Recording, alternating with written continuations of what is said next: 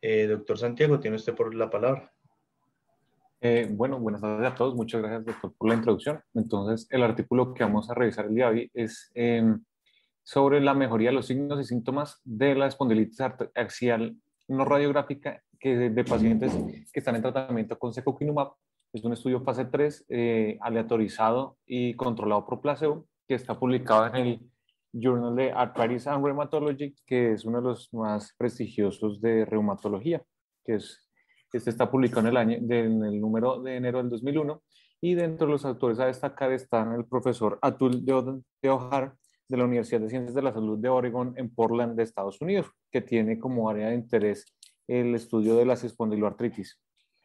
Como tal, el artículo comienza hablando sobre que las espondiloartritis se corresponden a un grupo de enfermedades crónicas inflamatorias que afectan la columna y que dentro de estas hay unas que son la espondilitis anquilosante y otra que es la espondilitis axial no radiográfica.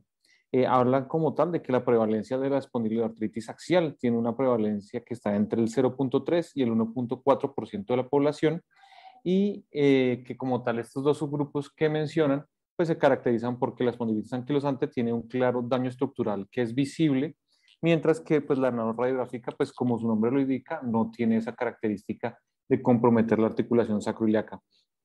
Respecto a la no radiográfica, como características importantes es que sí cumple características como el dolor lumbar, la rigidez matinal y la fatiga, y que puede generar limitación al movimiento. Y es una entidad que corresponde apenas al 0.1 al 0.4% de la población general que se ha afectado por esto y que tiene un gran predominio en población femenina. El problema como tal que tiene esta entidad es que pues, la definición es bastante heterogénea, que tiene una lenta progresión y se ha visto que hay una gran demora en el diagnóstico que puede ir alrededor de 6 a 8 años. Entonces, pues esto sí genera un problema como tal para poderla diagnosticar, poderla tratar. Y es algo de lo que busca como tal este grupo, este estudio, como plantear una opción de tratamiento. Santi, Eh, sí, profe. entonces ahí el problema realmente es una cosa que yo le digo, eso el fenómeno fibromialgia. Y es que cuando usted tiene, que eso pasó con los criterios de fibromialgia, y es que cuando usted una relación hombre-mujer le cambia drásticamente una enfermedad, cuando usted cambia la definición de enfermedad es porque no la tiene bien definida. Ajá. Entonces el problema es que usted tiene dos brazos para entrar al fenotipo de espondiloartritis axial. Tiene el brazo que es imágenes y tiene el brazo que es HLA-27. Ajá. Evidentemente, la espondilita anquilosante, al tener como prerequisito un componente radiográfico, hace que sea una población mucho más homogénea con una enfermedad muy claramente definida. De Mientras acuerdo. tanto, cuando usted tiene la espondiloartritis, el problema de la espondiloartritis es que digamos que casi todos los artículos clásicos de revisión tienen la imagen de la cascadita, que incluso Ajá. Sebas lo mostró en Roma Times en una de las revisiones que hicieron, que sea este momento para decirles que en Roma Times todavía tienen un mes para meterse por el cubrimiento celular, es que tiene un componente que usted no sabe si la espondilitis axial no radiográfica es realmente una forma preclínica de la espondilitis, es una forma propia de la espondilitis o es una forma autolimitada de la espondilitis. Entonces, incluso diagnósticos equivocados. Entonces, como usted tiene tanta heterogeneidad clínica, eso hace que sea muy difícil, evaluar como esta parte. Y la otra cosa que lo vamos a ver más adelante, pero que es muy importante, es que tanto es así que aún dentro de la espondiloartritis axial no radiográfica ha sido necesario definir cuál es la población que realmente responde a terapia biológica, que eso lo vamos a ver más adelante. Entonces, el gran problema de la espondilitis axial no radiográfica, y de hecho eso es una gran duda que se tiene, porque en teoría si funciona la espondilitis anquilosante, debería funcionar la espondiloartritis axial no radiográfica, pero digamos que una de las grandes peticiones que se ha tenido de las agencias reguladoras es que se demuestre la efectividad de la terapia biológica en este subgrupo de enfermedad. De acuerdo, doctor. Sí, de hecho, hay el problema de todo, pues el meollo del asunto es como tal es la definición de lo que es la espondiloartritis axial no radiográfica. Y pues digamos que la otra consideración, como lo señala en la introducción, es la parte del tratamiento, que pues teniendo en cuenta las recomendaciones de ASAS, EULAR, el Colegio Americano, Spartan y la Asociación Americana de Espondilitis, pues si bien la primera línea se define con el uso de AINES, en la segunda línea lo que se ha visto es que se habla de terapia biológica. Y ahí digamos que el problema también estaría es que normalmente se habla desde que uno tiene que, ellos recomiendan el uso de de terapia biológica cuando uno tiene un paciente con signos de inflamación dados por elevación de reactantes de fase aguda o hallazgos de sacroiliitis en la resonancia magnética y que no respondió al tratamiento con AINES. Y es a partir como tal de, pues, digamos, toda la investigación que se ha hecho sobre la interleuquina 17 que pues entran las recomendaciones de utilizar estas moléculas como otra alternativa en pacientes con espondiloartritis. Entonces, a partir de que ya habían hecho un primer estudio que es el Measure, que miraba pacientes que tenían espondilitis anquilosante, ahora este estudio que es el Prevent busca hacer lo mismo con la espondilitis axial no radiográfica y pues deciden llevarlo a 52 semanas, pero sí tienen, digamos, unas particularidades dentro del diseño de este estudio. Para eso, entonces, en la selección de pacientes, como lo vemos, pues lo primero fue que ahí ellos dan toda la definición como tal de lo que es una espondiloartritis axial no radiográfica para ellos dentro de esto y pues incluyen como tal que idealmente pues tenga que tener más de 18 años, que tiene que entrar por el brazo de clínico de ASAS y pues que idealmente no deben haber recibido, pues deberían ser pacientes naïf, pero ellos permiten que los pacientes puedan haber recibido por Hijo, lo me perdí. menos, ¿Cómo así que el brazo clínico de ASAS? pues, perdón, o sea, no el brazo radiológico, sino que sea el de, como lo dicen ellos acá, de hecho, que tenga menos de 45 años de edad, que sea HLA-27 positivo, que tenga un dolor lumbar de más de 6 meses de duración. A eso es lo que me refería. Entonces, la otra cosa es que hay una cosa muy importante que valdría la pena hacer la claridad es la parte de que el paciente, el dolor lumbar es un dolor que tiene que ser un dolor crónico de más de 3 meses. Ellos ahí piden 6 meses, pues que es como para darle un poquito más de especificidad. Y la otra Uh cosa -huh. es que ellos piden una característica puntual. ¿Y cuál es esa característica puntual que es tan importante? Pues acá incluyen es que sean HLA-27 positivo. Ellos lo pueden tener, bien sea la resonancia o el HLA, pues ellos Uh -huh. tienen resonancia con un criterio que es el brazo de imágenes o HLA-27 con dos criterios. Uh -huh. Pero ellos piden dos cosas. Y Piden una pues la elevación de resonancia. marcadores. ¿Y por qué piden esas dos cosas? Pues porque digamos que la respuesta clínica se ha visto que si no hay como tal una elevación de reactantes de fase aguda, no necesariamente es buena. Entonces, por eso es que para poder realmente ver que haya una efectividad de ese coquilumab, es que necesitan que haya como tal evidencia de inflamación, tanto pues imagenológica o serológicamente. Pues porque digamos que lo del otro grupo de pacientes es el problema que hay en la definición de la espondilitis axial no radiográfica. Entonces, ahí lo más importante es que esos son los estudios que inicialmente, los estudios iniciales de el Ability y todos esos estudios que salieron al principio, son los estudios que mostraron que era la subpoblación que realmente se beneficia de terapia biológica. Entonces lo que ellos están haciendo es que están buscando la espondiloartritis axial no radiográfica verdadera, o sea, la que tiene signos de inflamación, la que tiene reactantes, que es la que va a tener una diferencia comparado con placebo para que no se les, pues, para no perder el medicamento. Entonces, Uh -huh. ese método ahí es importante. Sí, señor. Y adicionalmente, pues teniendo en cuenta esas características importantes, en la lateralización ellos van a tener en cuenta estas características como son la PCR y los hallazgos en resonancia para hacer la aleatorización en los brazos del estudio. Una cosa también importante es que pues claramente ellos van a tener dentro de los criterios de exclusión los pacientes que tengan sacroiliitis de acuerdo a la definición de Nueva York de grado 2 bilateral o 3 o 4 unilateral. También excluyen pacientes que tengan antecedentes de enfermedad intestinal inflamatoria o uveitis, que han tenido malignidad o infecciones por ¿Y, imágenes. Sí, profe. y por qué evitan esos? Pues porque digamos que en la presentación clínica puede ser diferente y la respuesta también es diferente cuando el espectro de uveitis o de enfermedad intestinal inflamatoria pues va a variar en los pacientes. Entonces, como quieres realmente coger es la espondilitis axial no radiográfica, como usted lo dice, pura, es que por eso buscan excluir estas otras dentro del espectro de las Y, espondiloartritis. y la otra cosa es que la interleuquina 17 es el ejemplo clásico de cómo lo que decía Joseph Smolem en la charla de Leular, de cómo las educaciones prácticas, los manejos de ciencias básicas muchas veces no dan, porque interleuquina 17 cuando salió dijeron que iba a curar la artritis reumatoide y no la curó. funcionó muy bien para espóndilo y funcionó magníficamente para psoriasis. Pero, por ejemplo, para enfermedad inflamatoria intestinal, todo el mundo juraba que iba a ser la panacea y no terminó siendo la panacea.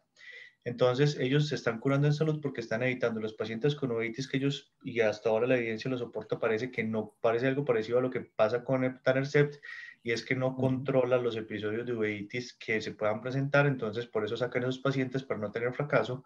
Y la otra cosa es que enfermedad inflamatoria intestinal tampoco esperan ellos que lo controle durante algún tiempo o alguna duda si interleuquina 17 inducida enfermedad inflamatoria intestinal. Hoy en día se sabe que no es así, pero lo que sí se sabe es que si usted tiene un paciente que tenga enfermedad inflamatoria intestinal, no le va a controlar la enfermedad inflamatoria intestinal. Entonces ellos se están cubriendo porque vamos a ver más adelante los métodos, unos criterios muy estrictos que ellos tienen de fracaso, y con eso ellos tienen que cuidarse mucho para no ir a perder efectividad por otros aspectos que no estén relacionados directamente con la efectividad en la parte axial. De acuerdo, profe. Asimismo, pues la medición de reactantes de fase aguda, pues lo hicieron con PCR ultrasensible, y las resonancias, pues de hecho fueron centralizadas en un solo lector para no tener problemas de interpretación interobservador, utilizando la definición de ASAS. Entonces, eso como tal, respecto a la selección de pacientes de los criterios de exclusión, lo que les estaba nombrando, que descartaban todos estos pacientes. Eh, y acá hay otra cosa particular, y es que dentro del diseño del estudio, importante es que dependiendo de la agencia regulatoria o sea, tuvieron que tener unos desenlaces diferentes, mientras que en Europa y en otros países diferentes a Estados Unidos, las agencias regulatorias aprobaron el ensayo clínico para mirar el desenlace a 16 semanas. La FDA sí les exigió como tal que el desenlace tenía que ser evaluado, o sea, la efectividad y la diferencia tenía que verse evaluada a 52 semanas. Entonces, por eso es que dentro de ellos hablan como tal que tienen un análisis, pues lo que iban mostrando para lo que les exigían de acuerdo a cada agencia regulatoria y cumplir los requisitos.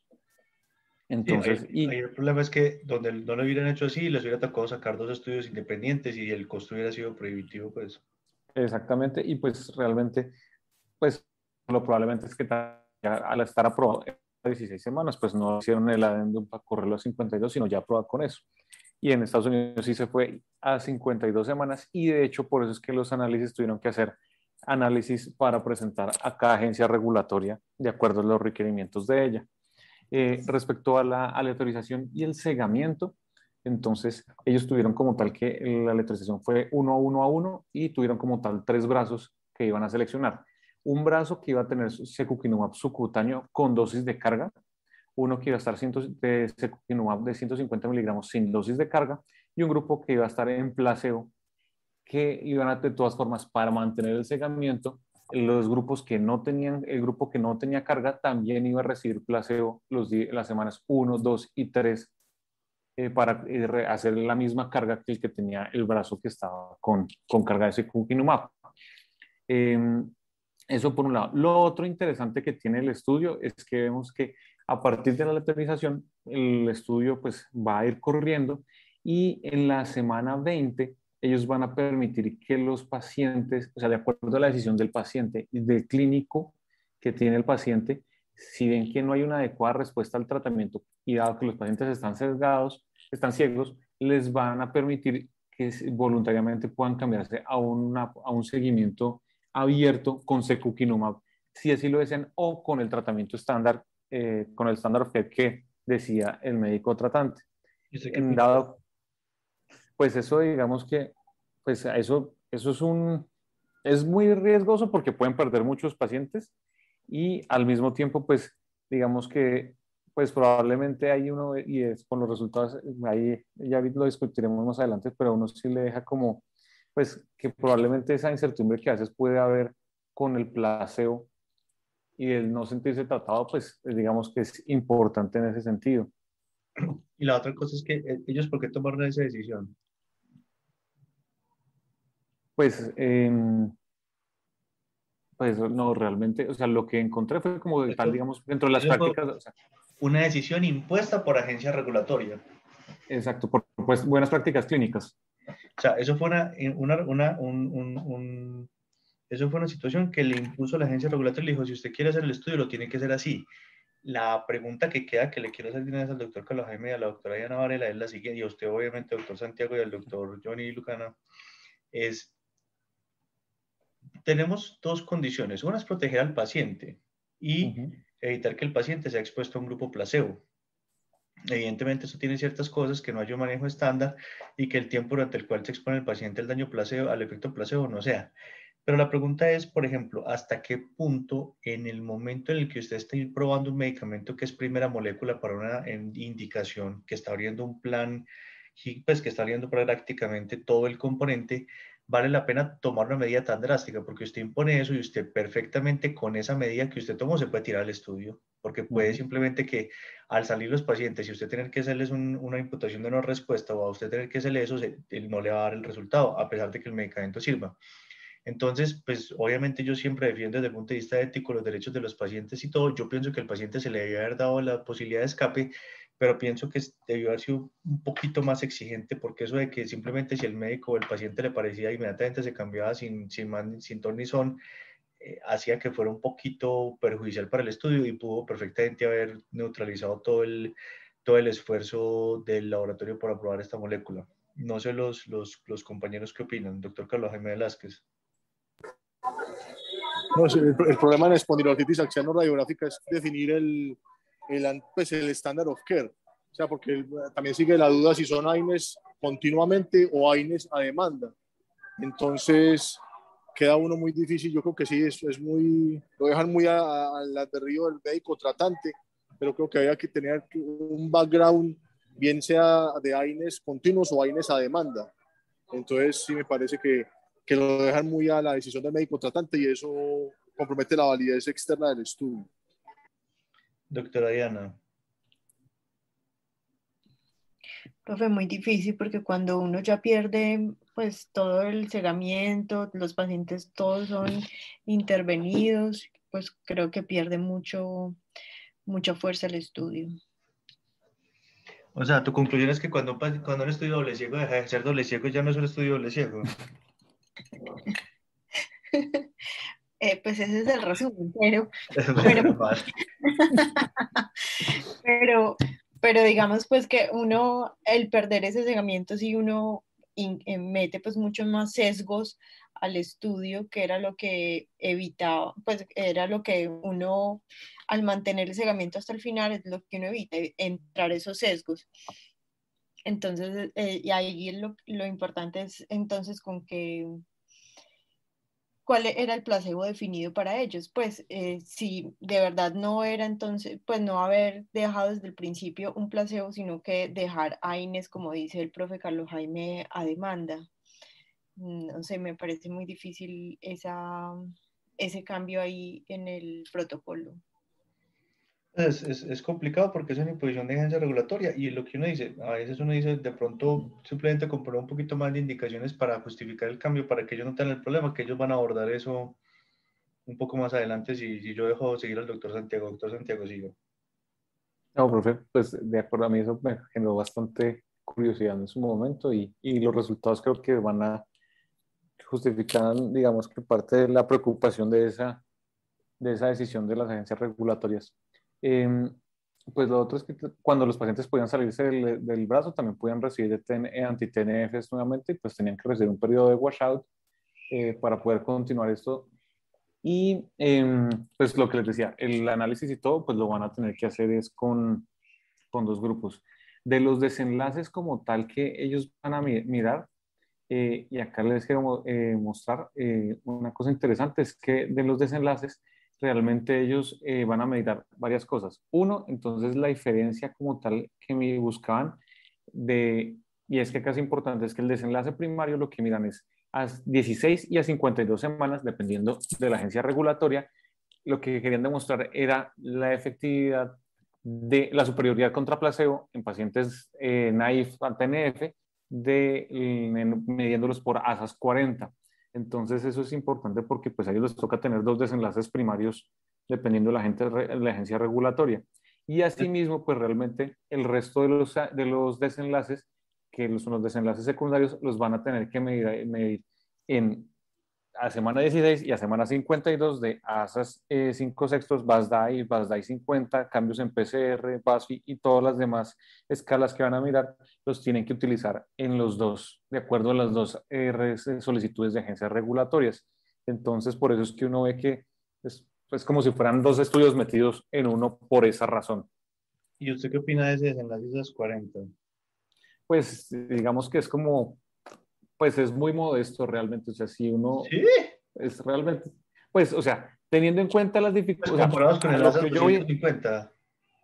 no, pues, o sea, lo que yo vi es, profe, es que, pues, o sea, de acuerdo al, digamos, hay muchos problemas que ya parten desde la definición como tal de lo que es la entidad, que eso ya va a generar más problemas, pero aparte de eso, digamos que pues van al 40%, o sea, una mejoría del 40% de la actividad de la enfermedad, pero digamos que acá lo importante creo que más allá de eso es lo que ellos van a mostrar es la efectividad sostenida a través del tiempo, que es, digamos, lo que uno, digamos, que le Y entonces, interesa. ¿por qué la mayor parte de los estudios utilizan ASAS 20?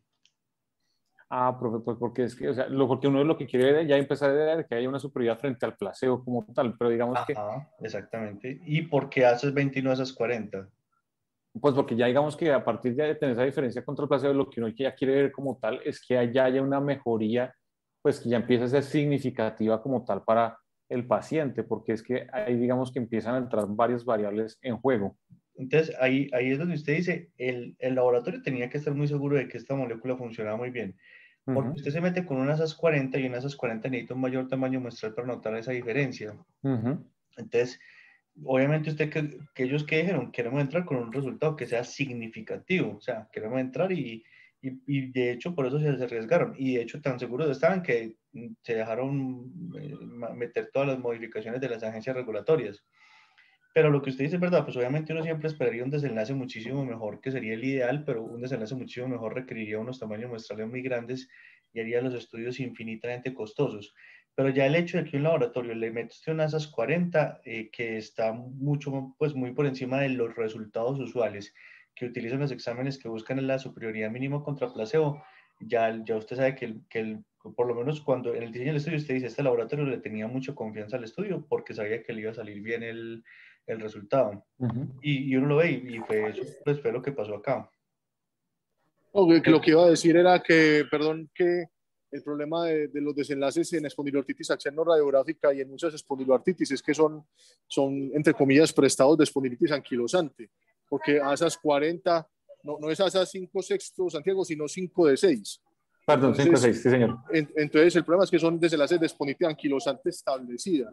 Entonces, el problema es que son desenlaces, lo mismo a veces cuando uno se ve tentado a poner BASDAI en artritis psoriásica, son desenlaces de una enfermedad diferente. O sea, no tengo la claridad porque son desenlaces arbitrarios, son desenlaces de espondilitis anquilosante, pero no de espondiloaxial no radiográfico. De acuerdo, de acuerdo, de acuerdo.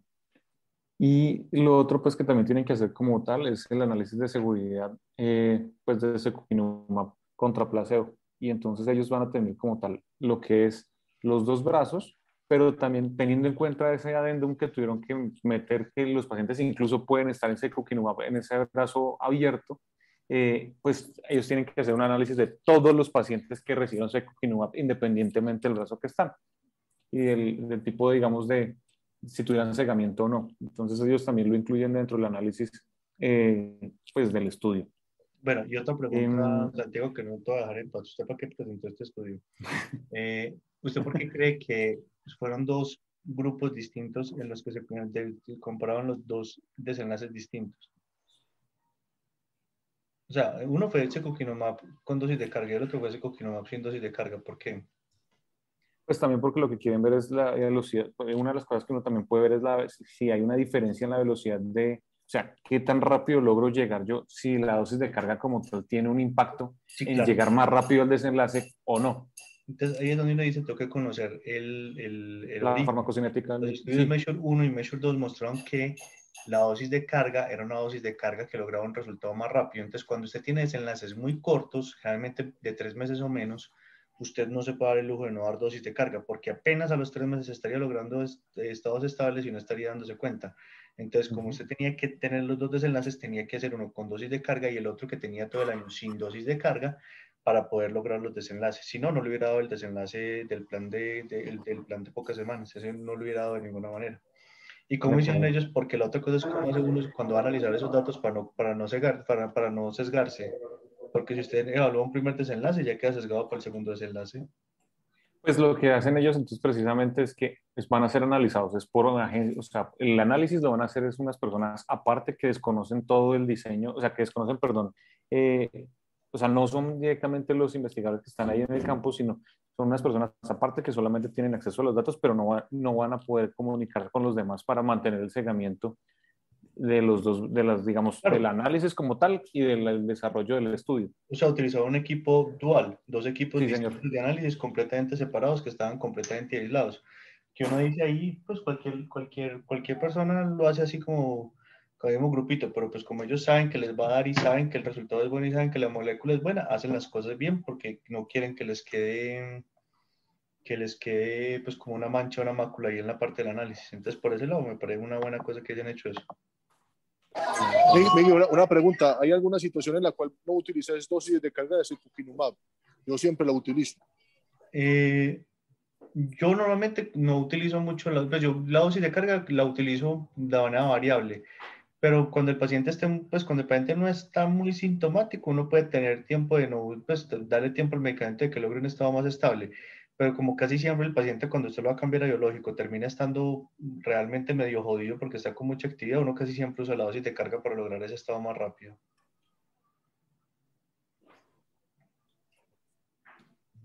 Ok. Bueno, respecto al análisis estadístico, como les decía, pues a ellos les tocó, el esta vez que tuvieron, les tocó ajustarlo, pues teniendo en cuenta como les dicen ellos, el plan A y el plan B, dependiendo de la agencia regulatoria para poder hacer el cálculo de muestra, y el alfa que calcularon era del 5%. Lo otro también es que teniendo en cuenta que como que lo que hablamos, como ellos querían llegar a una respuesta ASAS 40, pues también esperaban como tal que la respuesta como tal fuera más o menos del 47 al 41% la tasa de respuesta, respectivamente en cada grupo. Y pues lo otro que también tenían que tener en cuenta adicionalmente era digamos, el análisis que tenían que hacer contra el placebo. Lo otro es que respecto al desenlace primario y secundario, pues también les tocó hacer, ellos hicieron un análisis jerárquico porque acá es interesante es que, y acá se los muestro, es en el material suplementario, ellos parten desde la hipótesis, la hipótesis alterna de que hay una diferencia como tal contra el placebo y a partir de eso todos los demás desenlaces los van a ir probando uno por uno. Si si en algún momento no se cumple, digamos en todas las escalas que iban a medir, ya el resto no se van a seguir analizando y así lo hicieron tanto en el grupo de carga como en el de sin carga de eso. Eso es muy común, pues, esos son análisis que hoy en día lo están haciendo mucho, que son análisis jerárquicos, pues. El único problema que desde el punto de vista estadístico tiene eso es que hay que hacer ajuste para corrección de múltiples hipótesis, pues, para corregir y no tener problemas. Pero aquí creo que lo hicieron si no estoy mal, entonces no hay ningún problema. Sí, y de hecho es bastante organizado, o sea, lo tienen bastante claro y pues digamos que para entender eso tenía uno que meterse a mirar el, el material suplementario del artículo. Lo otro que es importante y como como es por intención a tratar, los valores que no se tenían fueron imputados al grupo de no respondedores. Entonces, claro, eso es una cosa que puede castigar al estudio durante su desarrollo. Eh, entonces, pues digamos, pero aún así digamos que lo hicieron y de hecho lo tuvieron en los análisis que hicieron durante el desarrollo del estudio. De hecho, los pacientes que escapaban se ponían en el grupo de no respuesta. Van, a pesar de que pudieran estar respondiendo, iban a castigar en el grupo de no respuesta. Entonces, y lo otro interesante también es que para la parte de análisis de seguridad, ellos de todas formas, a pesar de llegar al final del estudio, ellos haciendo un seguimiento en la parte de seguridad hasta 84 días después de la última aplicación, independientemente que hubiera recibido una o hubiera completado el estudio, para poder tener un buen seguimiento respecto a la parte de seguridad del estudio que también les interesaba. Respecto a los resultados, entonces ellos tuvieron inicialmente en la parte de screening de pacientes, tuvieron 1.583 pacientes que fueron seleccionados, eran candidatos para participar al estudio, pero cuando aplicaron los criterios, pues prácticamente perdieron la gran mayoría y tuvieron que, pues, fueron descartados el 64%, el 65% de los pacientes por los criterios de inclusión y exclusión. Entonces, pues, hablando precisamente de lo que es el problema de la definición. Eh, y a partir de eso, pues entonces lo que ellos tuvieron, y lo podemos ver en las gráficas como tal, es que pues al análisis A, el primer desenlace a 16 semanas, pues claramente sí se llegó el 42% de los pacientes, pues tanto en carga como no carga de secukinumab, lograron llegar a esas 40 que proponían. Que es llamativo que de todas formas el grupo placebo llegó a un valor importante, casi un 30% de respuesta de esas 40 en Eso este es, grupo. eso es una cosa muy importante y nos permite Ujú. hablar un tema en estadística que es muy importante. Lo primero es que ellos calcularon una respuesta de placebo que estuvo bien calculada y eso es un problema que a veces tienen los estudios que se descachan con el placebo y si usted la relación de placebo le da muy bajita, perfecto, porque le magnifica el efecto, pero si el placebo le da muy alto, se jodió. Y ellos se le tuvieron una respuesta placebo grande. ¿Ellos por qué dicen que pudo ser? Pues de hecho ellos al final van a discutir eso y ellos parten es precisamente es del análisis como tal de lo que es, de lo que se espera como tal cuando uno utiliza el ASAS 20 y el ASAS 40 y cómo precisamente eso puede hacer que dentro de lo que es la definición y lo que es pues lo heterogéneo que es la enfermedad, pues esto podría precisamente explicar por qué tuvieron esa respuesta tan significativa, pero cuando ellos, digamos, incluyen variables un poco más objetivas, como las das por PCR, pues digamos que ahí ya esa respuesta no se evidencia como tal. Entonces tienen como esa forma de controlar que efectivamente esa respuesta en placebo no estaba real, pues con una variable objetiva como era la PCR. ¿Y qué es el efecto Hawthorne? Perdón. eh, El eso es lo que hablamos la otra vez precisamente, que es cuando los pacientes están siendo observados, tienen una mejoría a pesar, digamos, de ese efecto de estar, de lo que es como tal la parte de ser observados dentro de un estudio, aunque no esté haciendo realmente una intervención que tenga un impacto dentro de la misma. Pues que ellos dicen que al haber sido posiblemente un efecto placebo de un medicamento nuevo, primera molécula en la enfermedad y todo eso puede haber magnificado en los pacientes ese efecto placebo. Entonces, pues desde el punto de vista estadístico es interesante por lo que tú dices, mientras más estricta sea una variable, menos probable es que ese efecto se note y ellos notan esa diferencia, que le puede ayudar a Ujú. uno pues como un dato curioso para los estudios posteriores que uno revise. Exacto. Y pues entonces, claro, a 16 semanas, que era lo que pedía EMA y otras agencias regulatorias, pues ellos alcanzan la diferencia estadísticamente significativa con una muy buena tasa de respuesta.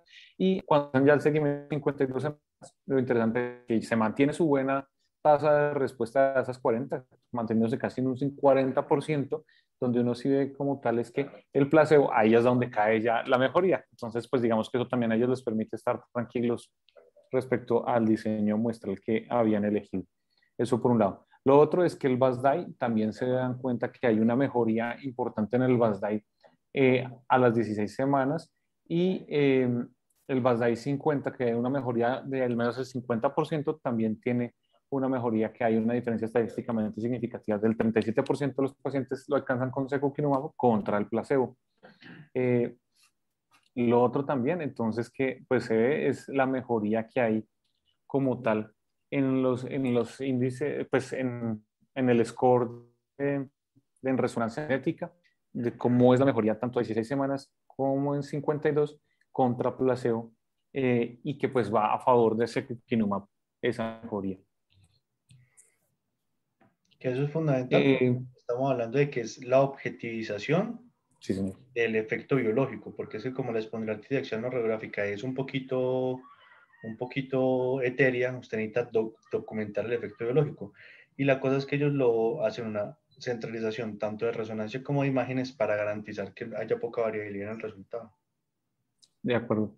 Y pues digamos que ahí sí, cuando uno ve la tabla 2 lo interesante es, por ejemplo, que cuando hacen la comparación en lo que es, digamos, en el ASDAS-PCR, para la definición como de enfermedad inactiva a las 52 semanas, ahí sí digamos que es que ven hay una diferencia entre, sí, ahí se ve una diferencia entre lo que es el grupo de carga y el grupo de no carga contra el placebo.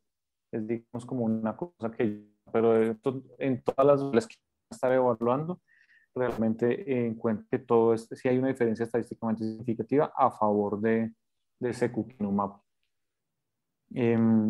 Lo otro, entonces, interesante es que, y es importante señalar, es que teniendo en cuenta eso que discutimos al principio, que era el problema de permitir que a la semana 20 los pacientes se pudieran desvincular del cegamiento, es interesante que pues, fue un número despreciable de pacientes los que van a salir de estos brazos, pero curiosamente la mayoría de todas formas van a mantenerse ese brazo, van a mantenerse en una parte, ese manejo con secukinumab. Entonces ahí digamos que, pues digamos que al darle la alternativa de poder recibir secukinumab, estando seguros que lo están recibiendo contra, estar en un ensayo contra placebo, pues es interesante como muchos de los pacientes pues, salieron de eso para continuar realmente recibiendo tratamiento. Y que lo interesante es que esos pacientes que se salen del protocolo por este adendum, de todas formas, un número importante estaban alcanzando ya unas AS 40, pero pues por, digamos, teniendo en cuenta que se perdía, se violaba el protocolo del cegamiento, pues fueron imputados dentro del brazo de no respondedores. Sí, realmente eso es una cosa muy interesante porque un porcentaje ya estaba en respuesta y los pacientes realmente no querían cambiar de medicamento, querían la certeza. Exactamente. Entonces creo que eso creo que digamos dentro de todo el cuestionamiento que siempre hay de los estudios con placebo y que pues acá es porque es también la novedad de una nueva molécula, un nuevo blanco para una entidad, pero lo que hemos visto digamos con otros artículos de lo importante que es que los pacientes puedan tener su tratamiento, pues por lo menos que no estén contra placebo, sino por lo menos contra el estándar que en otros estudios hemos revisado. Y pues adicionalmente a eso, en seguridad también es muy interesante porque realmente pues la seguridad de este curcuma fue, independientemente del brazo, fue muy buena. Y realmente lo que fue más frecuente fueron como tales la presencia de los efectos adversos más frecuentes, pues fueron más desde tipo gripales, con nasofaringitis y enfermedades del tracto respiratorio superior, como lo más frecuente en los pacientes con curcuma. Ahora, interesante de todas formas hubo 14 casos de uveitis en estos pacientes y digamos que eso, 4 fueron en casos de novo. Entonces, pues eso sí de todas formas es llamativo y así como por ejemplo también hubo reportes de enfermedad intestinal inflamatoria en estos pacientes que estaban recibiendo secukinumab y que eso algunos incluso fue necesario que suspendieran el tratamiento después de haber presentado enfermedad intestinal inflamatoria. Ese perfil. Pues ahí digamos que es precisamente que como lo que se plantea, que de pronto la espondilitis axial no radiográfica puede ser un estadio preclínico y que estos pacientes están en esa fase preclínica y ya entraron en la parte del resto del espectro de su enfermedad y que pues lo que se... Ahí sí vale decir, como dicen en la serie Lucifer, el diablo está en los detalles. Este es un grupo que es un grupo de pacientes predominantemente blancos, que a pesar de que cuando usted mira, por ejemplo, la tabla 1, el sexo cambia y el porcentaje de mujeres es mayor, que es típico de un estudio de espondiloartritis no radiográfica en comparación con una espondilitis axial, pues tipo espondilitis anquilosante. Pero las razas son todos blancos y tienen un alto porcentaje de HLA-27 positivo, que se asocia mucho con esta alta tasa de incidencia. Entonces, como era una población relativamente seleccionada europea, posiblemente por eso, pues europea, pues digamos en el sentido de que son blancos y HLA-27 positivos, por eso es que tienen ese problema. La otra cosa es que en este estudio dicen que metieron pacientes con fracaso a TNF y pacientes vírgenes a TNF, pero cuando usted tiene el 90% de su población virgen a TNF, usted tiene un estudio para pacientes vírgenes a TNF, porque la población fue muy pequeña de los otros. Pero entonces, y pues, esa alta tasa posiblemente te va a quedar es con ese perfil tan, como entre comillas, tan europeo de este grupo de pacientes. clásico de HLA-27. Sí, tenían como un 70%. Sí, señor. Y como tal, pues realmente lo que ellos ven es que pues, el desempeño de secukinumab pues, es muy bueno. Y lo que hablamos, de hecho, ellos también lo ven. Y es que cuando se tiene la dosis de carga, llegan más rápido como tal a 40 a la semana 16. Entonces, pues digamos que ellos sí dicen que de todas formas sí, pues ahí digamos que se refuerza el uso de las dosis de carga en pacientes que tienen muchos signos de inflamación y pues para mejorar digamos que calidad de vida y función física y demás, pues está la ventaja de la dosis de carga. Pues también ellos discuten lo que habíamos hablado del efecto inicial de tan potente del placebo a a las 16 semanas. Y pues que también digamos que la otra cosa importante es que no solamente secukinumab es una muy buena alternativa para estos pacientes, sino también tiene un muy buen perfil de seguridad, porque pues realmente no hubo ni casos de tuberculosis ni de infecciones severas en estos pacientes como candidiasis o reactivación por hepatitis B. Entonces eso pues así como tampoco muertes. Entonces, esto, digamos, le habla también no solamente de una molécula efectiva, sino al mismo tiempo una molécula segura.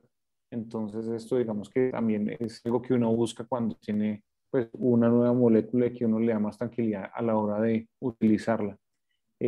Claro, está, digamos, el problema que tuvieron ellos de tener que permitir que los pacientes pudieran salir a la semana 20, pero de todas formas, pues dentro del estudio como tal que ellos corren de 2016 a 2019, pues esto recopilan y digamos que dentro de todo el estudio falta la parte que es en la que están en seguimiento a 2 años después de haber terminado el estudio, que decidieron de todas formas darles a los pacientes más tratamiento para ver cómo se seguían comportando, pero ya un seguimiento, digamos, menos estrecho de estos pacientes.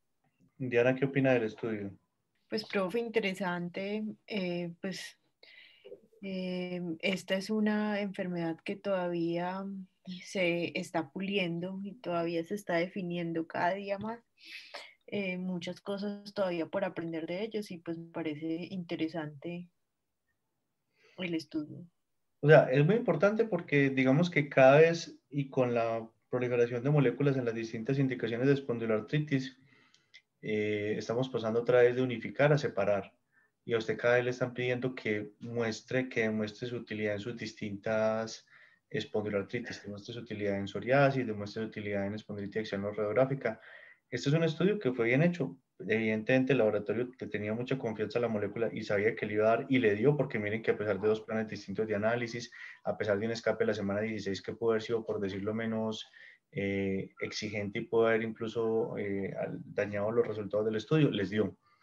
Entonces, este es un artículo pivotal en el sentido de que demuestra que la interleuquina 17 lo haga. Ya todos los demás lo harán, pero este fue el primer estudio que lo demostró, que ya sabíamos todos y suponíamos que eso iba a ser así, pero había que demostrarlo para las agencias regulatorias y mostró que efectivamente tiene una buena capacidad y tiene mucha filigrana desde el punto de vista de métodos y todo, que uno siempre dice, lo que miente no es la estadística, lo que miente es la pregunta. Entonces usted siempre tiene que, este estudio particularmente no me parece que tenga efectos estadísticos graves, pero sí tiene mucha cosa interesante y muchos, como el fenómeno de placebo y eso que les digo, que hace que sea muy interesante revisarlo. De todos los estudios se aprende. No sé el profe Carlos Jaime qué opinión tenga del estudio. No, en general yo creo que es una alternativa interesante en espondilolitis axial no radiográfica. Tiene pues el plus fuera de lo que se ha mencionado de la parte de mejoría en resonancia, que es como la parte fuerte de la definición de espondilitis axial no radiográfica. De todas maneras, sí, es prueba de como ese concepto, porque en general pues la sensación, no sé qué, si la compartís, es que en general las espondilitis axiales no radiográficas responden a anti-TNF. En general, pues hay pocos pacientes más por contraindicación o por efectos adversos que hay que buscar otra alternativa. Pero creo que de todas maneras es interesante y lo poníamos pues pensar y que puede ser una alternativa a los que tengan alguna contraindicación de un efecto adverso anti-TNF que no permita continuar con él en espondilolitis axial no radiográfica. Yo pienso que sí, yo pienso que es un estudio que muestra incluso ni siquiera los que no toleren, sino de entrada, porque este estudio fue de entrada en pacientes vírgenes que servía bien. Yo creo que hay que tener muy claro una cosa, y es lo que yo siempre digo, casi que hasta el cansancio, que juego mucho con eso, y es la primera estrofa del poema de Borges, que el nombre es el arquetipo de la cosa. Si usted conoce el nombre, conoce la cosa. Entonces, la situación sería la siguiente. Lo primero es que usted tiene que definir que es una espondilitis axial, tiene que saber que si usted entra solo por el lado de HLA27, va a tener dificultades de sensibilidad y especificidad porque esa es la rama que peor le va, y que usted tiene que saber que definir claramente que los pacientes que tienen mejoría contra placebo, si no mediante CIT ni otra manifestación periférica, son los pacientes que tienen resonancia positiva con reactante o reactantes positivos. Si no tiene esas dos cosas, su terapia biológica va a fracasar. Y este estudio, digamos que yo creo que este estudio lo hizo con esa intención de poner ese desenlace más duro, le dice a uno, no, es que yo soy primera opción, tan primera opción como es un anti-TNF, y lo demuestro con este estudio que tiene un desenlace válido. Evidentemente, digamos que en espondilitis axial hay ya muchas opciones que se pueden utilizar, pero uno dice que este es un estudio que era necesario y que fue un estudio bien hecho. No sé, doctor Santiago, usted si nos quiere dar alguna conclusión.